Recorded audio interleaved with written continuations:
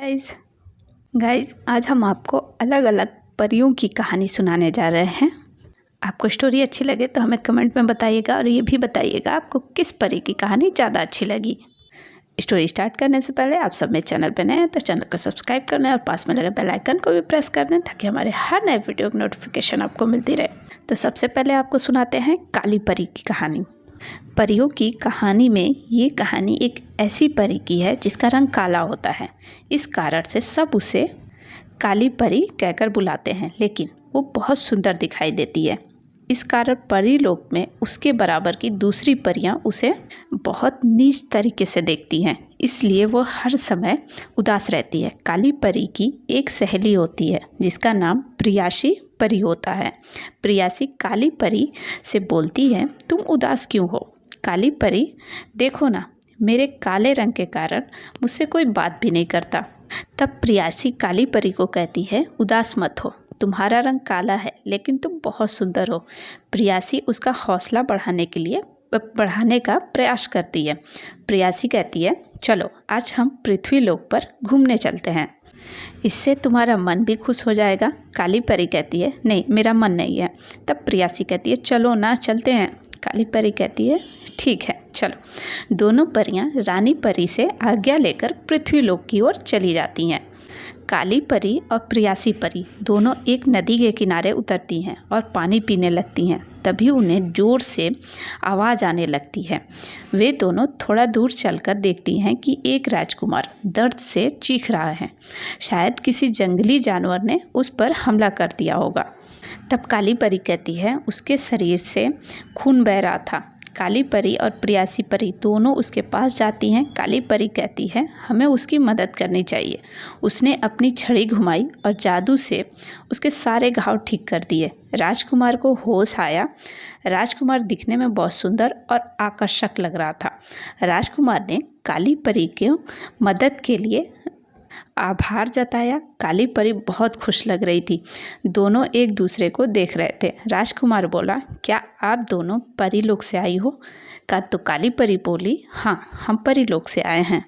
तब राजकुमार बोला, आप दोनों को पृथ्वी लोक पर कोई भी सहायता चाहिए तो मुझे ज़रूर बोलना। इसके बाद दोनों परियां वहाँ से उड़ गई।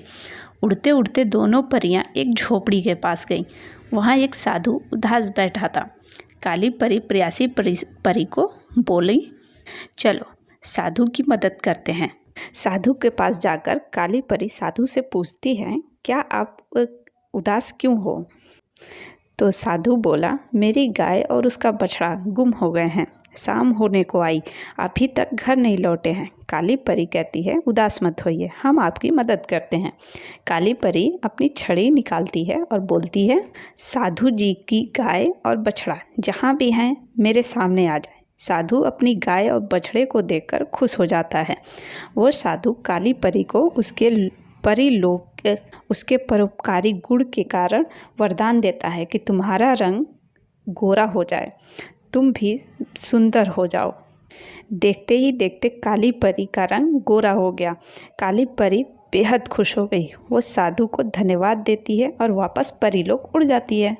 काली परी की इस कहानी से हमें ये सीख मिलती है, मदद करने से ही मदद मिलती है। हम जब किसी के लिए निस्वार्थ मदद करते हैं तो वो खाली नहीं जाता, वो पुनः हमारे पास लौट कर आता है। ये बात तो सही है।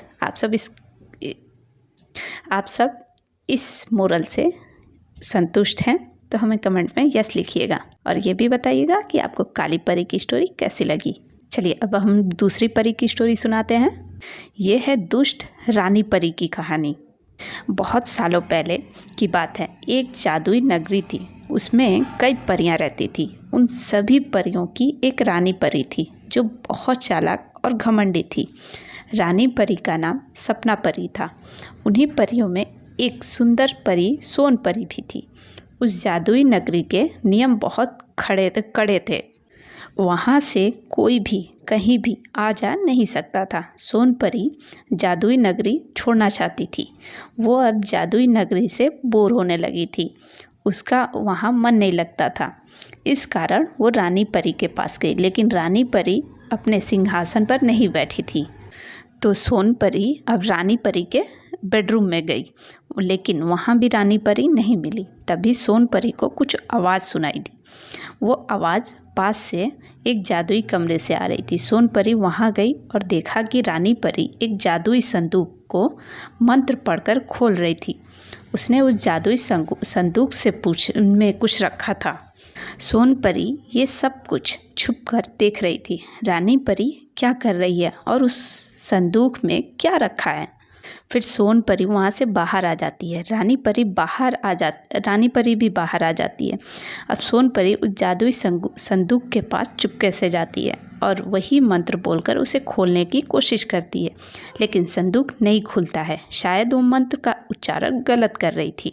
बहुत बार कोशिश करने के बाद भी कमरे से बाहर आ जाती थी। अब सोन परी रानी परी के पास जाती है और रानी परी से कहती है, मुझे इस जादुई नगरी में नहीं रहना, मैं यहाँ तंग आ गई हूँ, मुझे भी बाहर जाना है। रानी परी बोलती है, ठीक है, कल मैं तुम्हें खुद समुद्र पार छोड़ने तुम्हारे साथ चलूँगी। रानी परी अगले दिन और जादुई संदूक के पास जाती है और मंत्र पढ़कर खोलने की कोशिश करती है। तभी जादुई बक्स बोलता है, यहाँ कोई आया था। जादुई बक्से में एक शीशा लगा हुआ था। कोई भी अनजान उसके सामने आता तो उसकी छवि वहाँ बन जाती है। रानी परी ने उस शीशे को देखा तो उसे सोन परी की छवि दिखाई दी। रानी परी सोचने लगी कि कहीं सोन परी को पता ना चल जाए, इसीलिए वो सोन परी को मारने का प्लान बनाती है।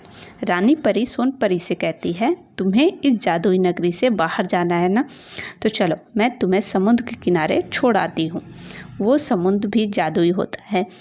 रानी परी समुद्र को बोलती है, बीच समुद्र में नाव को डुबा देना, जिससे सोन परी मर जाएगी, लेकिन ऐसा नहीं होता है और सोन परी अपनी जादुई शक्ति से बचकर वापस आ जाती है रानी परी का फांदा फोड़ने के लिए। रानी परी जादुई संदूक के पास जाती है और मंत्र पढ़कर उसे खोलने लगती है, लेकिन इस बार संदूक नहीं खुलता है। रानी परी फिर से कोशिश करती है, लेकिन फिर भी बक्स नहीं खुलता है। तभी वहाँ पर सोन परी आ जाती है। रानी परी चौंक जाती है। सोन परी अपनी जादुई शक्तियों से बचकर आ गई थी और संदूक का मंत्र भी उसी ने बदला था। अब सोन परी सभी परियों को बुलाती है और रानी परी की काली करतूतों का पर्दाफाश करती है। सोन परी बक्से को खोलकर बताती है कि उसमें सभी परियों की जादुई मन के रखे थे, जिसमें उनकी सारी शक्तियाँ जुड़ी हुई थी। रानी परी सभी परियों की शक्ति को अपनाकर शक्तिमान बनना चाहती थी, इसलिए वो हमारे जादुई मन के चोरी चुपके यहाँ इस संदूक में रख देती थी। अब रानी परी की काली करतूतों का भांडा फूट गया था। इसके बाद सभी परियों ने रानी परी सपना को जादुई नगरी से निकाल दिया और रानी परी सभी परियों की शक्ति को अपनाकर शक्तिमान सभी परियों ने मिलकर जादुई नगरी से सपना परी को निकाल दिया, साथ ही उसकी सारी शक्तियाँ भी छीन ली और बुद्धिमान और ईमानदार सोन परी को नई रानी परी बनाया गया। सोन परी ने कहा, आज से इस जादुई नगरी के सारे नियम हटाए जाते हैं। इस कहानी से सीख ये मिलती है कि किसी के बुरे कर्मों की सच्चाई कितनी भी छुपा लो, एक दिन वो सामने आ ही जाती है। आप लोग सोन परी की इस कहानी के बारे में क्या कहना चाहते हैं, हमें कमेंट में बताइएगा और स्टोरी कैसी लगी ये भी बताइएगा। अब हम आपको सुनाते हैं शापित राजकुमार और परी की कहानी। एक समय की बात है, परी लोग की 4 परियां सौम्या परी, मीनाक्षी परी, काव्या परी और कनिष्का परी पृथ्वी लोक पर घूमने आई। कनिष्का परी उनमें से सबसे नन्ही परी थी। घूमते घूमते वो सब एक नदी के किनारे पहुंची। तभी मूसलाधार बारिश होने लगी। चारों ओर घने घने बादल छा गए। बारिश से बचने के लिए सभी परियों ने एक गुफा में शरण ली। बारिश इतनी तेज हो रही थी कि रुकने का नाम ही नहीं ले रही थी। तभी गुफा में पानी भरने लगा। सौम्या परी जो सबसे बड़ी परी थी, उसने कहा, सभी परियां एक साथ गुफा की छत पर उड़ान भरें। बारिश धीरे धीरे कम होने लगी। चारों ओर घना अंधेरा हो गया था। नन्ही कनिष्का परी भी बोली, अब हमें वापस परीलोक चलना चाहिए। वो अपने जादुई छड़ी से उड़ने वाले रथ को लाते हैं। तभी परियां रथ में बैठकर परीलोक जाने लगती हैं। तभी काव्या परी कहती है, मेरी जादुई छड़ी कहाँ रह गई है। सौम्या और मीनाक्षी परी भी अपनी छड़ी अपने पास ना पाकर बोले, और अरे मेरे पास भी नहीं है। वे सोचती हैं कि शायद गुफा से बाहर आने पर कहीं गिर गई होगी। वे सभी वापस उसी जगह पर आ जाते हैं और देखते हैं कि एक छोटा राक्षस तीनों छड़ियाँ लेके भाग रहा है।